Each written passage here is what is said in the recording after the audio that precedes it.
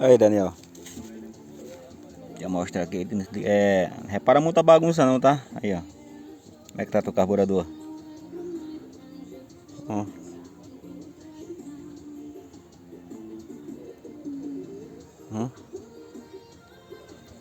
Ó, as peças dele aqui, ó. Se não der certo, se ele não funcionar com esse carburador, eu botei esse aqui, ó. Entendeu? Isso aqui é da 220. Aí, até você comprar outro, aí eu tiro ele, valeu? Pra adiantar teu lado aí, ó. E ela aqui já está limpa.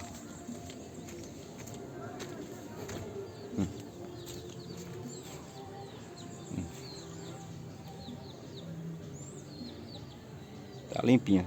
Eu vi, não dá muito bom não, ó. Tudo limpinho. Pra ver se ela vai, né, pegar. Tem que dar limpeza, porque se montar tudo sujo, fica tudo feio pra caralho. Valeu? Depois você vê o resultado aí, se vai dar bom ou não. Valeu? Bom dia.